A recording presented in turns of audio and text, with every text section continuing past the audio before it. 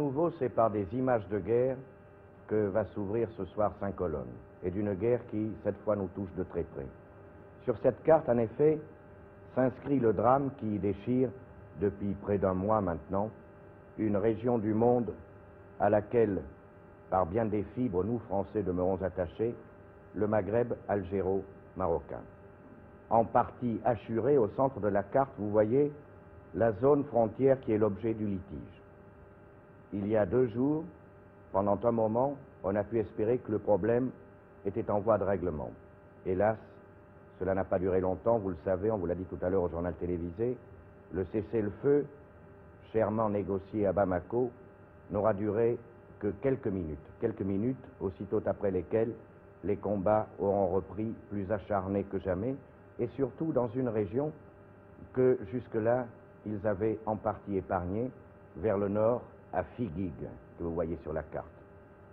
Voici comment, sans plus de discours, hier soir, dans son palais de Marrakech, Sa Majesté le roi Hassan II, roi du Maroc, a fait lui-même le récit de ce nouvel acte de la tragédie maghrébine. Depuis ce matin 6 heures, la ville de Figuig est l'objet d'attaques extrêmement violentes de la part de l'armée algérienne.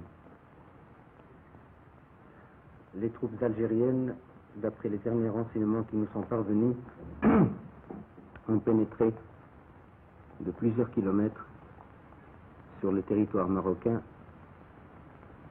s'efforçant et réussissant à occuper les hauteurs dominant la ville de Figuig. Un bombardement extrêmement violent a eu lieu. On déplore des victimes parmi les civils et la petite garnison militaire qu'il y avait à Figuig. Car en fait, il n'y avait à Figuig qu'une compagnie de l'armée royale. Je souhaite que le nombre des victimes ne s'étende pas au-delà de ce qui est déjà constaté. Car c'est à partir de Figuig, justement, d'après tous les historiens, et même les plus mal intentionnés, que les problèmes de frontières commencent. Tandis que, entre Figuig et Oujda, il ne saurait y avoir de problème. On a fait donc tuer des hommes, des femmes, des enfants, des civils et des militaires. Pour quel résultat? Pour que on se retire. Mais l'armée qui a attaqué se retirera. Elle ne se retirera pas seulement avec son barda sur le dos, il se retirera avec une mauvaise conscience, avec le poids d'un péché, qui est celui d'avoir fait couler le sang après la convention de Bamako et le jour d'un vendredi, jour où tous les croyants vont à la prière et jour où tous les croyants, qu'ils soient au Maroc, en Algérie, en Tunisie ou dans le Moyen-Orient, ne peuvent que remercier le ciel et remercier Dieu d'avoir mis un terme à cette effusion de sang entre frères. Je ne peux pas m'imaginer ni penser que la duplicité des signataires de la déclaration de Bamako puisse arriver à ce point. Et c'est là alors que me vient à l'esprit ce que je vous ai dit tout à l'heure. Quelle est cette main occulte, maléfique et criminelle qui cherche à accumuler entre l'Algérie et le Maroc, entre 2 peuples, des monceaux de cadavres innocents, n'ayant voulu ni se battre, ni encore moins se haïr. Certes, beaucoup pourraient me dire, pourquoi est-ce que le Maroc ne prend pas des mesures de rétorsion? Pourquoi ne voulez-vous pas, en face d'Oujda, essayer de... Et je leur dirais, pourquoi faire couler des vies humaines, du sang humain? Pourquoi détruire des vies humaines quand je sais que la conquête militaire que je ferai ne sera bâtie que sur l'injustice et qu'en tout état de cause, ni politiquement ni militairement, elle ne sera suivie dessus. Le Maroc, pour sa part, l'entend répondre à cette attaque traîtresse, à cette attaque qui ne ressemble pas et qui n'a jamais ressemblé au génie de l'Afrique du Nord, car les Africains du Nord ont toujours été des hommes et des lions, ils n'ont jamais été des chacals. Le Maroc ne répondra pas à une traîtrise par une félonie. Figuig, voilà donc un nouveau mot, un nouveau nom à ajouter au lexique du drame international. Car n'en doutant pas, la polémique passionnée autour de Figuig va se poursuivre. Aux accusations du roi Hassan II, qui accuse les Algériens d'avoir violé eux-mêmes le cessez-le-feu en attaquant à Figuig, le président Ben Bella, dans une autre conférence, a déjà répondu, le 1er novembre exactement, en disant « Il y a plus d'une semaine que nous étions à Figuig ». Eh bien là, pour une fois, Saint-Colonne va verser une pièce, sans prendre parti, va verser une pièce à ce dossier de Figuig dont on n'a pas fini d'entendre parler. Pourquoi? Pour une raison très simple. M. Ben Bella a dit « Il y a plus d'une semaine que nous sommes à Figuig ». C'était le 1er novembre. En faisant un calcul, on arrive donc à la date du vendredi 25 octobre. Or, le samedi 26 octobre, nos reporters, Pierre Koralnik et Pierre Mignot, eux aussi, se trouvaient à Figuig. À quelle époque exactement êtes-vous arrivé, Pierre Mignot? Eh bien, nous sommes arrivés à Figuig dans la matinée du samedi 26 octobre. Nous étions transportés par l'armée marocaine. J'ai été reçu par l'officier marocain commandant la place. Je l'ai interviewé dans cette sorte de no man's land longue d'à peu près 2,5 km qui séparait à l'époque les positions marocaines des positions algériennes. Nous étions à proximité du barrage de barbelés implanté par l'armée française. Certes, à l'œil nu, on pouvait voir sur la piste menant à Colombéchard circuler les véhicules militaires algériens. À la jumelle, on pouvait voir sur la colline qui est au-delà de Beni Ounif ce que les officiers marocains m'ont assuré être des pièces d'artillerie, d'ailleurs très soigneusement enterrées et camouflées. Mais enfin, une chose est certaine, lorsque nous avons quitté Figuig dans la soirée de ce samedi 26 octobre, l'armée marocaine tenait et défendait Figuig. Le lendemain, vous étiez où? Le lendemain, nous étions à Bouarfa, où d'ailleurs nous avions passé la nuit. Bouarfa, c'est à quelques 120 km à l'ouest de Figuig. Cela constituait en quelque sorte la base opérationnelle. Par le terrain d'aviation de Bouarfa devait arriver ravitaillement, munitions, éventuellement renforts. J'étais quelque peu rivé au téléphone parce que je tentais de joindre Rabat, de joindre Marrakech, et j'ai été amené à recevoir plusieurs appels qui étaient en fait destinés aux forces armées. Parmi ces appels, 2 au moins provenaient de Figuig. J'ai appelé un officier marocain, j'ai assisté à la conversation. Eh bien, il s'agissait de communication de service et à aucun moment de l'appel d'une garnison signalant qu'elle était attaquée et a fortiori réclamant des renforts. Autrement dit, il en ressort que le dimanche 27, c'est-à-dire plus de 48 heures après la date indiquée par M. Ben Bella, il n'y avait pas d'Algériens à Figuig. Très certainement. Eh bien, voilà un témoignage que nous versons au dossier. Nous allons maintenant le verser en images. Volons vers Figuig. Oui, au petit matin de ce samedi 26 octobre, nous avons volé en direction de Figuig. Figuig, 4 à 5 000 habitants, 15 000 avec les hameaux d'alentour.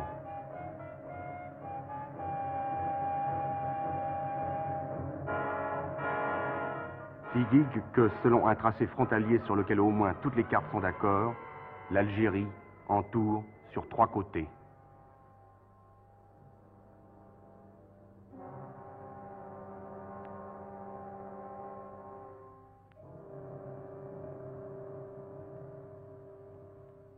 Alors c'est là le point limite où nous puissions avancer. Oui, pour le moment. Si on essayait d'avancer plus loin, qu'est-ce qui arriverait? Eh bien, on risque de recevoir évidemment des... C'est-à-dire on risque de nous taper dessus. Ils nous tapent dessus les Algériens. À quelle distance sont-ils à peu près là? Ils sont à 600 mètres. Et les troupes marocaines sont de l'autre côté? Sont bien loin, ils sont à 2 km d'ici. En somme, nous sommes dans le no man's land. Eh bien, ce n'est pas un no man's land, mais tout simplement nous évitons qu'il y ait évidemment des incidents. En somme, à Figuig, il y a cette petite garnison qui n'a pas été augmentée depuis le début des incidents. Eh bien, bien après les incidents, qu'une garnison s'est implantée ici et qui n'a jamais été renforcée. Il y a des volontaires aussi. Nous en avons beaucoup, heureusement. Combien environ? Eh bien, pour le moment, nous avons à peu près 500, disons. hein, arrondi, chiffre arrondi. Chez ces volontaires, le nationalisme se mêle à un goût atavique de la guérilla. Ils s'excitent mutuellement et rivalisent d'imagination. Vive Figuig, vive Hassan II. Tu n'as pas honte, Ben Bella, âme de fourbe, que le feu de la forge te brûle les entrailles.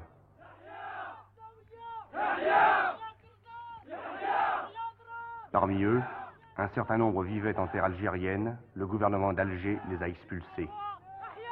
Je suis étudiant, Vous vous êtes présenté comme volontaire pour assurer la défense de la frontière? oui, Pourquoi? parce que nous sommes privés de nos propriétés, parce que depuis les Phéniciens, cette terre nous appartenait. Et que la France aussi, le colonialisme français, nous a privés de cette terre. Et puis nous avons attendu l'indépendance de l'Algérie pour que nous puissions entrer dans cette terre. Pour vous, les Algériens, Oui. c'est l'ennemi ou c'est une population frère? Non, encore avant, c'est des frères. Et pour cette fois-ci, ils sont plus que les ennemis. Ça a été une surprise? Une surprise, oui, ça a été une surprise. Parce que nous ne croyons pas, qu'on arrive dans cette agression. Et qui rendez-vous responsable? Le peuple algérien tout entier ou ses gouvernements? Les dirigeants, les responsables. Nos frères algériens, c'est pas eux qui sont les responsables, c'est les dirigeants qui sont les responsables de l'agression. Vous pensez pas que les Algériens pensent un peu la même chose du Maroc? Il y a des bons et des mauvais partout. J'étais en Algérie, j'étais à Colombichard, je fais tous les services du barrage en Algérie. Je suis toujours vrai Marocain. Pendant tout le temps que vous êtes resté en Algérie, vous vous sentiez sur une terre étrangère? Oui, je suis toujours un étranger chez les Algériens, malgré j'ai insisté de travailler avec eux, j'ai donné la main à avoir tout ce qu'ils ont demandé. Ensuite, ils m'ont expulsé au bout de 48 heures, 28 heures, 24 heures, à laisser derrière moi 15 millions de biens. Depuis 17 ans que vous étiez à Béchar, vous entreteniez de bonnes relations avec la population algérienne? Et oui, je travaillais encore avec eux, mais j'ai donné l'argent et tout ce qu'il faut, mais quand même, je suis marocain. Ils disent que c'est un Marocain. Alors vous êtes donc venu ici et vous vous êtes proposé comme volontaire? Et parfaitement, je suis venu volontairement pour défendre notre terre.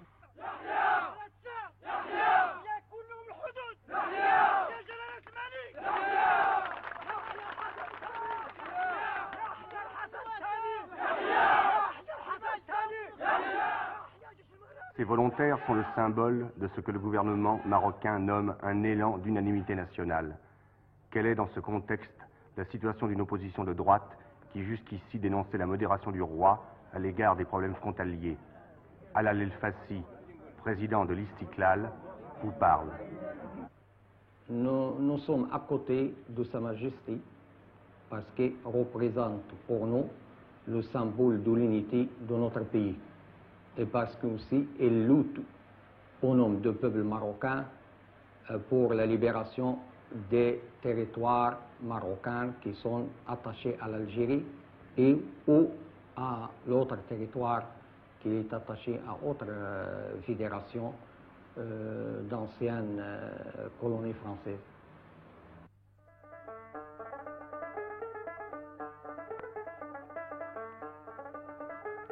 À l'autre extrémité de l'éventail politique, où en est une opposition de gauche à qui le régime, depuis le mois de juillet, n'a pas ménagé les coups les plus durs.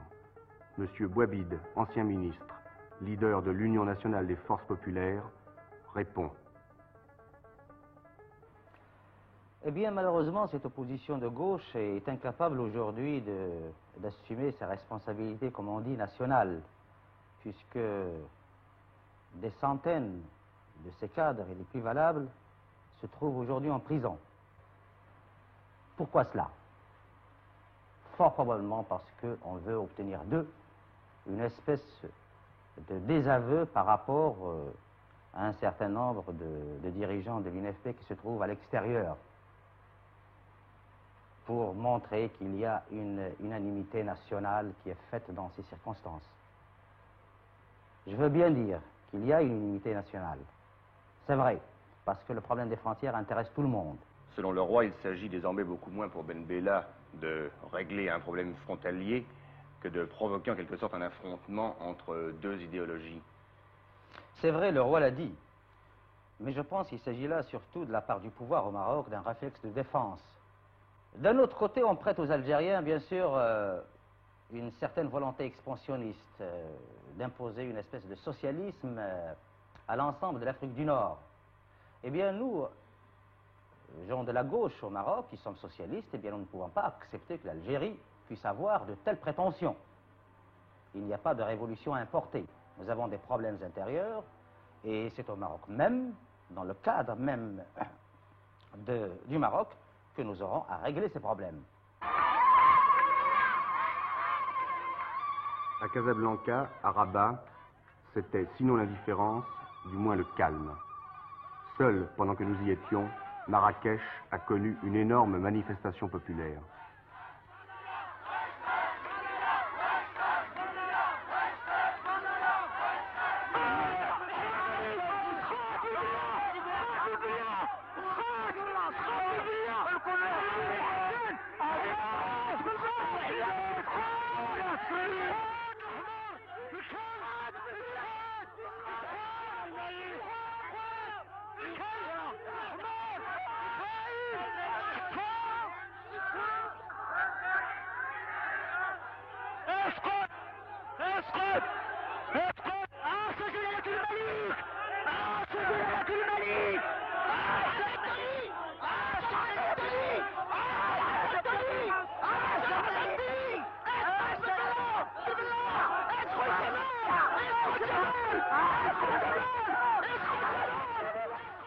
Invective à l'égard de Ben Bella, en fatigue profession de loyalisme envers le roi, ils étaient de 50 à 100 000, venus dans l'espoir de voir leur souverain, car Hassan II, pour se rapprocher de la zone des combats, venait de transférer son quartier général dans la capitale du Sud.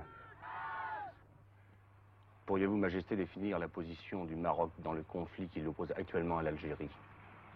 Eh bien, la position du Maroc est une position essentiellement défensive, tant sur le plan politique que sur le plan militaire.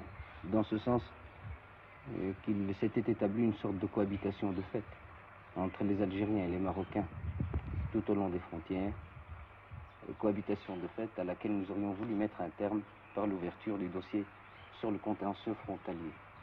Contentieux qui n'a jamais été méconnu ni de la part des Algériens ni de la part des Marocains. Malheureusement, il se trouve que le gouvernement algérien a préféré recourir à une autre forme de discussion.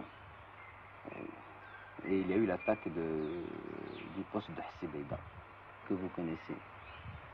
J'ai quand même essayé, comme je l'ai dit au cours de ma conférence de presse, de gagner 24 heures, 48 heures pour voir si vraiment les intentions du gouvernement algérien étaient des intentions offensives ou si le gouvernement s'était trouvé devant un fait accompli. Malheureusement, la réponse qui m'a été faite, tant dans sa forme que dans son fond, ne me laissant pas d'autre solution que celle de l'emploi de l'armée royale pour la récupération des postes d'Hassi-Beida de Tinjoub. Les ordres ont été donnés de faire ce qu'il y avait eu lieu de faire, et la suite, vous la connaissez. Dans cette conférence de presse, vous avez affirmé, Majesté, qu'aux yeux du président Ben Bella, il s'agissait désormais moins d'un problème de frontières que de l'antagonisme de deux idéologies. Pensez-vous qu'il y ait antagonisme entre deux idéologies? Je n'ai jamais personnellement fait de procès d'intention à qui que ce soit. Et je me garde toujours, quant au jugement que je peux porter, qu'il soit d'ordre privé ou d'ordre public, de laisser parler ma subjectivité. Or, il se trouve que dans l'état actuel du conflit, c'est le président Ben Bella lui-même, sa presse et sa radio, et nous savons quel contrôle il impose à ces deux moyens d'expression. C'est le président Ben Bella, donc la presse et la radio algérienne, qui ont elles-mêmes déclaré spontanément que le problème n'était pas un problème de frontières, que ce n'était pas un problème entre Ben Bella et Hassan II, mais que c'est un problème entre deux idéologies. Il est certain que si on met le débat sur ce terrain, il sera difficile de lui trouver une solution rapidement. Et alors, dans cette perspective, que deviennent dès lors les chances d'unification du Maghreb? Alors je pense que les chances d'unification du Maghreb, c'est de se rallier à la thèse de la tolérance. Jamais le Maroc n'a jeté d'exclusive contre aucun régime. Par contre, celui du président Ben Bella ne peut pas admettre une monarchie constitutionnelle à ses côtés.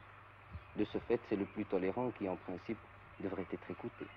Que convient-il de penser, selon vous, Majesté, de l'attitude en face de cette crise de l'Égypte et du président Nasser? Pour le moins que je puisse dire, c'est que de la part d'un homme ayant l'expérience du président Nasser, c'est que dans le conflit algéro-marocain, il a agi avec beaucoup de légèreté. Et en termes diplomatiques, le mot légèreté est très lourd.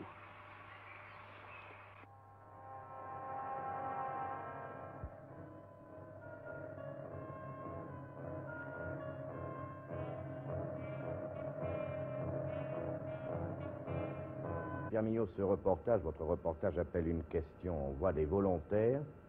Vous avez montré des volontaires, on ne voit pas l'armée royale. Où est-elle? Pourquoi? Eh bien oui, c'est vrai. Enfin, c'était vrai pour Figuig. Compte tenu des volontaires, le gouvernement marocain volontairement ne maintenait à Figuig qu'une petite garnison aux effectifs assez modestes et assez largement disséminés. Pour ne pas provoquer un nouveau point de tension, le gros des forces armées marocaines était alors concentré beaucoup plus au sud, où nous les avons vus, dans la région d'Assibeïda et de Tinjoub, qui étaient alors les points chauds. Merci. Michel Péricard, vous avez vécu ces dernières semaines la guerre du côté algérien. Est-ce que ce qu'on a vu en Algérie pendant ces semaines ressemble à ce qu'on vient de voir au Maroc? Les images ressemblent bien sûr, mais la plupart sont différentes. De cette différence même d'ailleurs qui s'accentue entre le Maroc et l'Algérie, dont il n'est pas étonnant de voir aujourd'hui qu'elle a tourné cette différence à l'hostilité. Mais je ne vous parlerai pas de l'atmosphère à Alger, nous la verrons tout à l'heure dans ce reportage. Mais je voudrais apporter aussi un témoignage, si vous le voulez, et vous dire à quel point une chose est surprenante pour l'observateur, c'est l'impréparation des Algériens en face de cette guerre. Impréparation psychologique d'abord, et quand on sait l'importance qu'ont les moyens d'expression dont on parlait à l'instant dans la politique du gouvernement algérien, on se demande pourquoi les esprits algériens n'avaient pas été préparés à la guerre. Et impréparation militaire aussi, ce que nous avons vu, nous, avec combien de difficultés, car nous filmions sans autorisation souvent des militaires partant pour le front en chaussures basses, ce qu'ont vu les premiers observateurs sur le front même, où aucune intendance n'était prévue, aucun ravitaillement en eau, c'est le Sahara pourtant, aucun poste sanitaire, montre que les Algériens, je ne peux pas dire, ne voulaient pas cette guerre, ce n'est pas à moi d'en décider, mais ça montre en tout cas qu'ils ne s'y attendaient sûrement pas, et qu'en tout cas, ils ne s'y étaient pas préparés. Michel Péricard, merci. Bien, nous allons franchir à nouveau cette fameuse frontière et regarder maintenant la guerre du côté Algérie.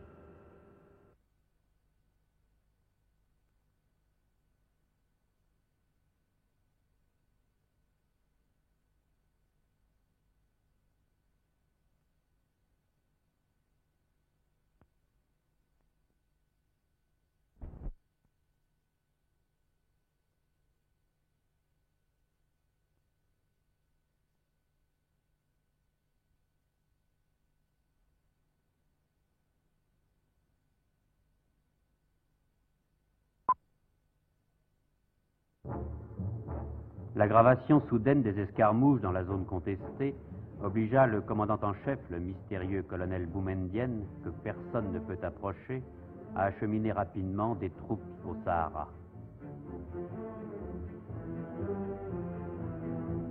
Des troupes seulement, car les MiG qu'un destin ironique a fait offrir par le Maroc à l'Algérie indépendante il y a 1 an ne peuvent être utilisés. Le commandement français de l'aérodrome de Colombey-Char n'a autorisé que les mouvements d'avions civils.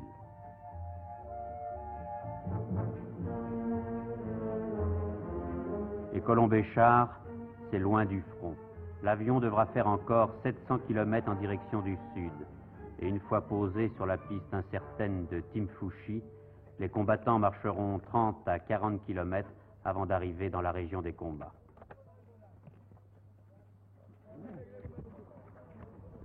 Un décor déconcertant pour ces Djounoud, on les appelle toujours ainsi, anciens combattants des maquis de montagne pour la plupart, qui sont livrés pour la première fois à un combat face à face, un combat dans le désert. L'enjeu de ces combats, un minuscule point d'eau que ne peuvent même pas utiliser les adversaires.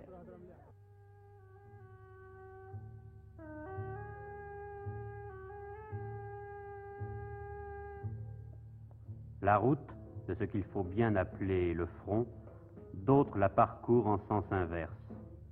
Pour ceux-là, la guerre est terminée.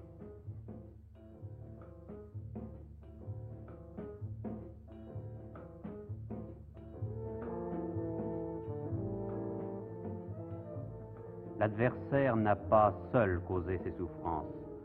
Le feu du ciel saharien, en chauffant à rouge les canons d'armes dont ils ne savent pas toujours très bien se servir, a cruellement brûlé aux mains de nombreux combattants. À Colombéchar encore, l'hôpital le plus proche, sont soignés là, blessés algériens et prisonniers marocains. L'un de ceux-ci nous raconte sa guerre. Où est-ce que vous avez été blessé? À Hassit el-Baïda. À Hassi Beida? Oui. C'est un territoire algérien. Ah, ça, moi, je ne sais pas si c'est un territoire marocain ou algérien. Moi, je suis arrivé le jour où on a été attaqué, le 8 octobre. Est-ce que vous saviez où vous alliez et pour quelle raison? On est parti pour monter la garde comme avant.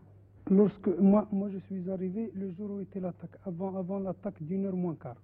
Alors j'ai entendu notre Mokhazni qui nous dit, il y a un capitaine de l'armée algérienne qui s'est présenté au bivouac pour nous dire qu'il faut qu'il se déménage de...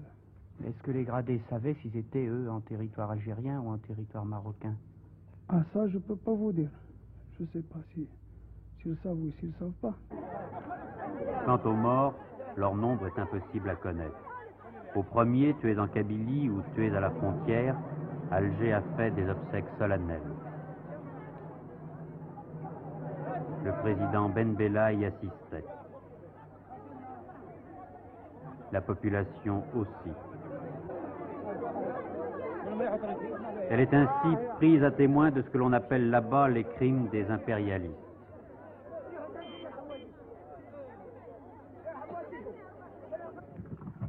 C'est que pour Ben Bella, la guerre se fait aussi par l'action psychologique.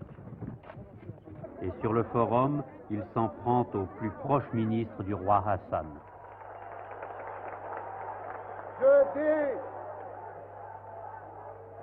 Je dis à monsieur Guédira, à monsieur le ministre Guédira, qui a annoncé l'occupation de Hassi al-Baydaï de Tinjoub, défendu par nos 400 soldats qui s'est trompé que ces informations sont fausses, car Tinjoub et Al-Bayda sont entre les mains de l'armée de libération nationale.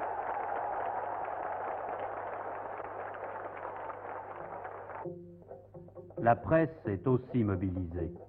Par précaution, les journaux étrangers, français surtout, sont interdits.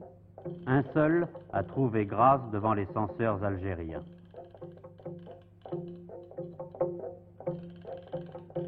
Pendant ce temps, les organes locaux se déchaînent contre le Maroc, entretiennent l'exaltation des volontaires qui affluent au centre de recrutement, donnent de rares nouvelles des combats et vilipendent la monarchie marocaine.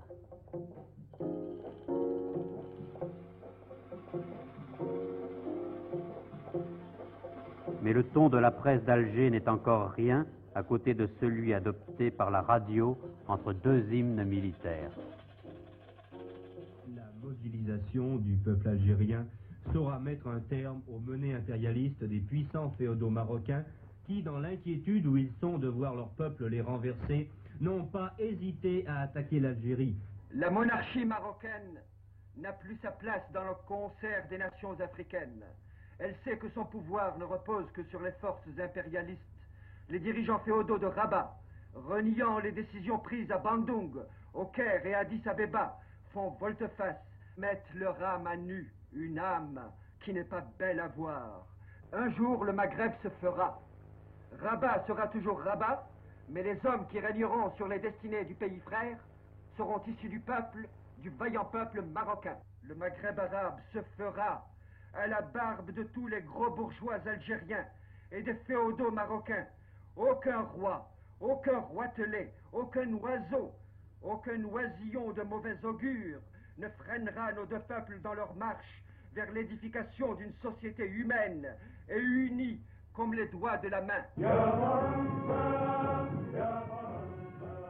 Le climat de la guerre a précipité l'évolution de l'Algérie vers un style qui fait penser à celui de Cuba. Défilé de volontaires, adoption du treillis par tous les militants et tous les responsables, ministres y compris, banderoles et affiches qui rappellent à tous, Algériens ou visiteurs, les mots d'ordre permanents de la révolution socialiste et les slogans anti-marocains de circonstance. La capitale, cependant, paraît calme, paisible. Cette impression est-elle fondée? À l'université, nous sommes allés le demander à des étudiants algériens. Et par exemple, les événements qui se passent en ce moment à vos frontières, ça vous inquiète beaucoup? Bien entendu, c'est évident que ça m'inquiète. Étant donné que l'histoire de frontières ne peut me laisser indifférent. Vous pensez que ce que vous appelez l'agression marocaine est injustifiée, hein? Justifiée ou injustifiée, pour nous, nous ne voyons pas pourquoi les frontières ont été respectées tant que la France était là et que maintenant, ils nous prennent Tindouf. Toutes les richesses, ou la plupart, les richesses sahariennes sont accumulées là-bas. Point de vue fer, par exemple, je ne vous apprends rien. Est-ce que ça vous choque pas un peu, cette lutte entre deux peuples du Maghreb? Ça choque d'autant plus que c'est des pays qui, soi-disant, ont combattu ensemble pour la liberté. C'est une agression, c'est un crime. Vous croyez qu'il en restera quelque chose entre vous, les Marocains, qui... On n'en veut pas aux Marocains. On en veut surtout à la monarchie et non pas aux Marocains. Je pense, oui, que la responsabilité est celle du régime et non pas celle du peuple. Vous croyez que c'est plus une opposition entre, par exemple, deux régimes qu'une opposition pour véritablement un tracé de frontière? Je pense, oui. Les Marocains installés en Algérie ne croient-ils pas à cette distinction entre la monarchie et le peuple, qui se bousculent en tout cas devant leur consulat pour obtenir un rapatriement rapide? Ils craignent, eux, que le conflit dure longtemps. Et le président de l'Algérie, lui, que pense-t-il de tout cela? Nous sommes naturellement allés le lui demander. Monsieur le Président, je voudrais d'abord vous demander, s'il vous plaît, de nous faire rapidement l'historique des événements qui ont amené cette détérioration des rapports entre l'Algérie et le Maroc. Eh bien, l'historique, je crois que on peut résumer cela ainsi. Nous avons appris que deux postes en territoire algérien avaient été occupés à El-Baïda et Tindouf, à 50 km à l'intérieur du territoire algérien. Nos troupes ont intervenu normalement, comme ils font d'ailleurs assez souvent avec les troupes marocaines, et ordinairement les choses se passent, sinon amicalement, du moins correctement, raccompagnent ces troupes jusqu'à la frontière. Malheureusement, ce jour-là, tel n'a pas été le cas. Au moment où nos troupes sont intervenues, il y eut échange de coups de feu. Pour nous, c'est très simple. On a voulu nous mettre devant le fait accompli. Et on a compté sur le nombre d'avions et de chars et de moyens que nous n'avons pas, bien sûr, car nous sommes indépendants depuis un an. Nous n'avons pas beaucoup pensé à acheter des avions ni des tanks.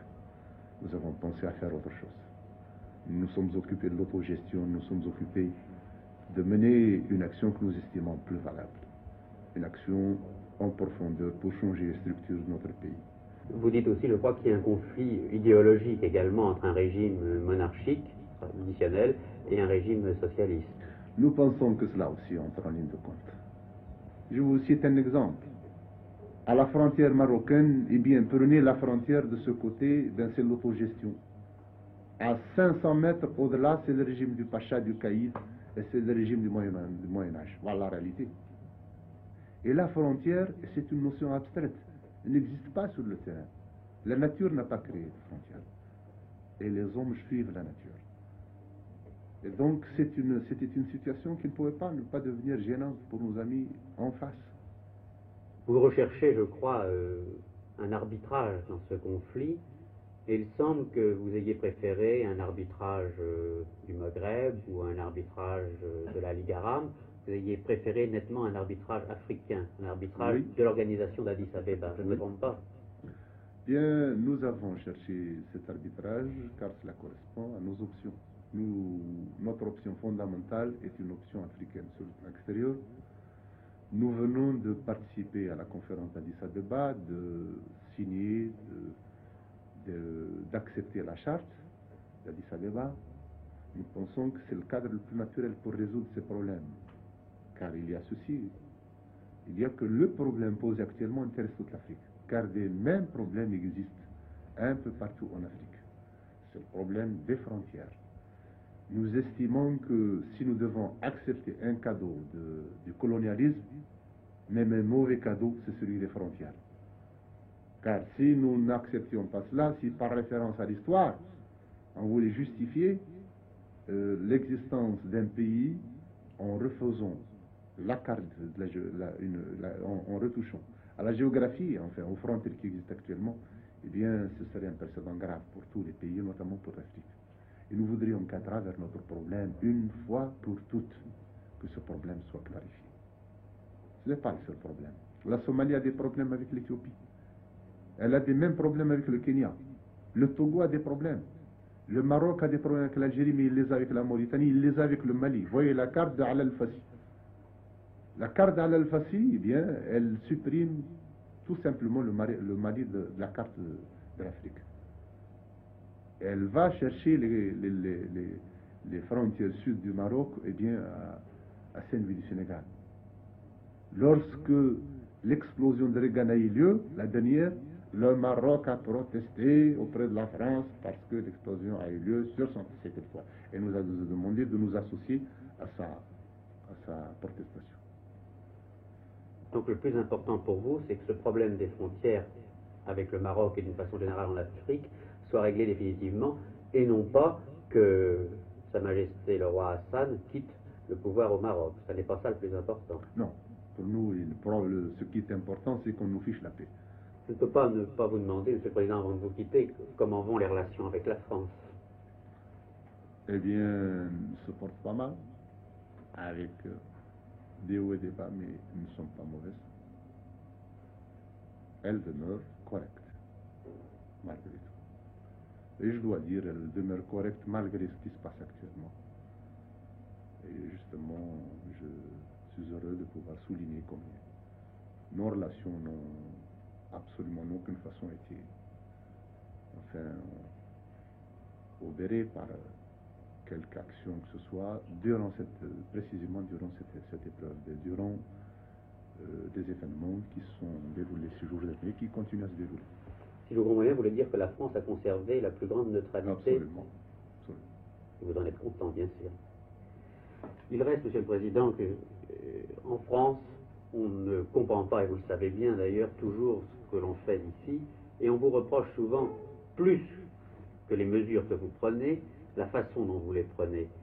On trouve certaines expressions, certaines propagandes, certains gestes choquants, d'autant plus que le gouvernement français et le peuple français n'a jamais manifesté d'hostilité en face de votre expérience socialiste. En tout cas, je puis dire ceci, c'est que nous n'avons pas du tout l'intention d'être choquants quand nous prenons ces mesures. Et simplement ceci, c'est que chez nous, il faut absolument régler certains problèmes, et les régler rapidement. Les régler en fonction d'une gestation politique qui se fait, qu'il faut les régler dans leur temps aussi. Quelquefois, bien sûr, cela peut paraître choquant de prendre des mesures rapides. Quand on mange bien, quand on se remplit le ventre bien, on n'est pas pressé. Ici, beaucoup de gens ont faim, beaucoup de gens ont des problèmes qui sont posés et qui voudraient les voir réglés. Et c'est ce qui explique que très souvent notre action n'est pas très bien comprise. Le reste, bien, peut-être qu'on estime que ce style peut choquer, mais je pense qu'on ne doit pas tenir compte de cela, que cela est secondaire au fond. et que ce qui compte, ce sont les intérêts réels, véritables de la France. Non pas les intérêts privés de tel ou tel, mais les intérêts réels de la France. Et cela, sincèrement, nous faisons tout pour qu'il soit sauvegardé, car nous estimons que cela n'est pas seulement l'intérêt de la France, mais aussi notre intérêt. On vous prête des intentions. On dit, par exemple, on entend dire en France que vous voulez dénoncer les accords d'Évian, vous voulez nationaliser les pétroles. Est-ce que tout cela est fondé ou est-ce... Je n'ai jamais dénoncé les accords d'Évian. J'ai dit que les accords d'Évian ont été conçus dans des conditions, ont été le fait d'accords circonstanciels. Qu'il fallait les faire et qu'il était sage de les avoir fait à ce moment-là. Mais il faut reconnaître qu'ils ont été le produit des circonstances particulières. Il fallait faire la paix à tout prix, car il y avait un drame qui existait dans ce pays. Il fallait absolument qu'un accord intervienne. Et personnellement, je suis le premier à avoir apporté mon accord à ce qui s'est passé. Mais ça ne veut pas dire que, obligatoirement, ces accords sont ce qu'il y a de mieux pour régir des rapports durables entre deux pays. Il n'est pas question, maintenant pour la seconde question que vous avez posée, il n'est pas question pour nous de nationaliser les pétroles. Nous estimons qu'on a fait la portion congrue à l'Algérie, et précisément en raison de ces circonstances exceptionnelles. Et nous estimons quand même qu'il faut aussi revoir cela. Mais il n'a pas été question, et il n'est pas question de nationaliser les pétroles.